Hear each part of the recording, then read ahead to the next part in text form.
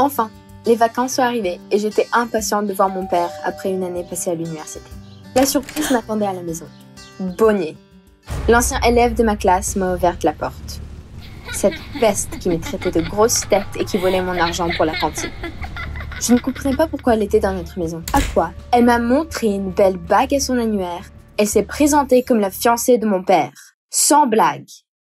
Mon père était content de me voir, mais sans plus. Il était plutôt préoccupé par le dîner. Mes parents ont divorcé à cause de l'addiction de ma mère au jeu. Cette dépendance a joué un mauvais jeu sur tout, y compris moi.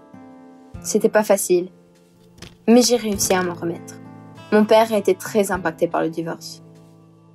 3 ans plus tard, il a sombré dans la dépression.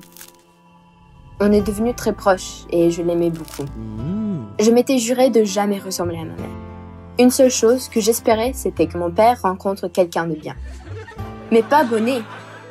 Pas cette fille horrible. Pendant le dîner, elle n'a pas fermé sa bouche. Elle n'arrêtait pas de toucher ses boucles d'oreilles en diamant. Sans doute le cadeau de mon père. Ça a dû lui coûter une fortune. J'étais dégoûtée par son comportement. Alors, j'ai préféré d'aller ranger la cuisine. Bonnie est venue avec moi. Là, elle a voulu s'excuser pour tout ce qu'elle m'avait fait dans le passé. Et à la fin de son discours, elle m'a dit qu'elle aimait mon père sincèrement. Elle me prenait pour une cruche. Mon père était sous son charme. Il a couvré de cadeaux. Mais je voyais clairement dans ce jeu. Mais malheureusement, pas mon père. Les vacances venaient de commencer. J'avais du temps devant moi. Et j'ai décidé d'agir. Tôt ou tard, cette fille allait finir par montrer sa vraie nature.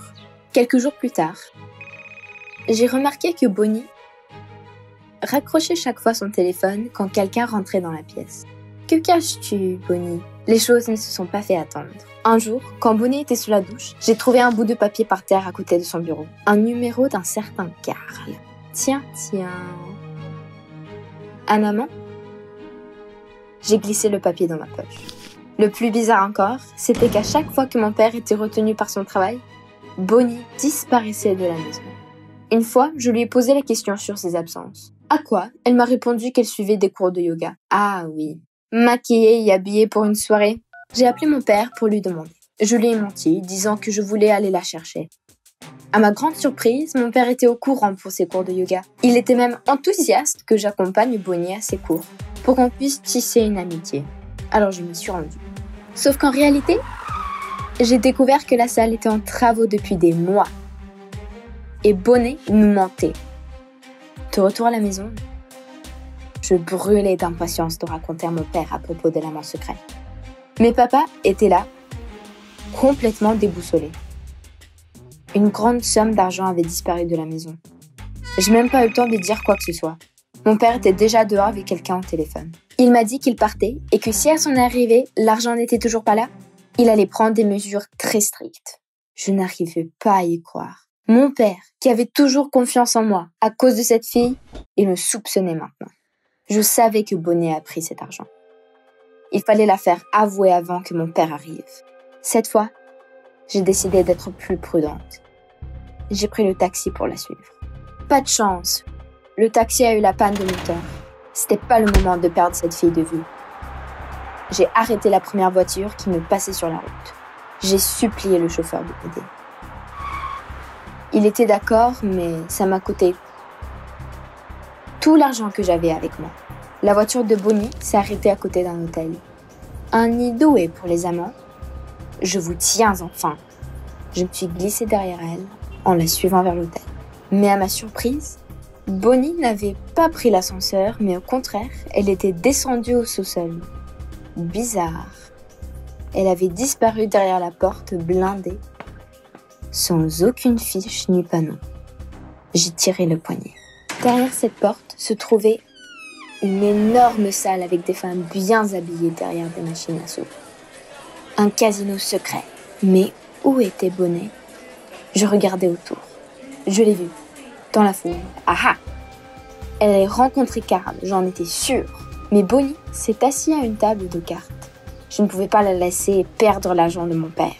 Alors, je me suis rapprochée et je lui ai jeté le papier avec le numéro de Karl, son amant. Explique-toi. Tout de suite. Elle a eu tellement peur. Elle a commencé à raconter à propos de son addiction. disant qu'il ne pouvait pas s'arrêter. Elle m'a supplié de ne pas le dire à mon père. Pas question. On a déjà subi un coup dans la famille avec l'addiction de ma mère. Pas toi aussi. 2 gars de la sécurité sont venus. Qu'avez-vous besoin? Un a pris Bonnie par le bras et l'a amené quelque part. Mais qu'est-ce qui se passe? Le deuxième m'a demandé suspicieusement si tout allait bien. J'ai senti un frisson et j'ai compris qu'il fallait que je parte au plus vite possible. Et je lui ai dit que j'avais besoin d'aller aux toilettes. Pour une seconde, j'ai eu peur. Le type qui a pris Bonnie avait l'air très intimidant. Quand l'autre garde avait le dos tourné, j'ai suivi Bonnie. La porte de la chambre où il l'avait amenée était ouverte. J'ai regardé à l'intérieur et j'ai vu Bonnie debout devant un homme. Elle a appelé Carl et, en pleurs, elle a demandé plus de temps pour sa dette. Mais Carl a fait signe au garde de prendre son sac à main. Le garde a répondu « Oui, chef » et le lui a arraché. Il a versé tout le contenu du sac sur la table et j'ai vu la liasse d'argent. Soudain, j'ai tout compris. Bonnie était une voleuse. Le chef a pris l'argent et l'a compté. Tout d'un coup, j'ai senti une main sur mon épaule et je me suis retournée. C'était le deuxième garde. Il m'a dit que les toilettes n'étaient pas ici. Je me suis précipitée vers la sortie, mais il m'a retenue et m'a menée vers l'office du chef. En me voyant, Bonnie s'est jetée vers ma direction, mais le garde l'a saisie. J'ai supplié qu'il me laisse aller, mais le chef a seulement hoché de la tête. En panique, j'ai essayé de m'accrocher à quelque chose et j'ai tiré sur la veste de Carl. Soudain, une carte en or du club de poker est tombée de sa poche. Une carte qui était donnée qu'aux meilleurs joueurs. Maman avait la même.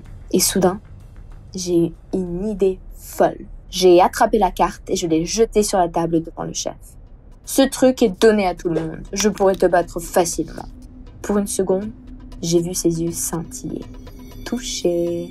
Dans une voix vacillante, je lui ai offert de jouer pour la liberté de moi et Bonnie et l'annulation de sa dette.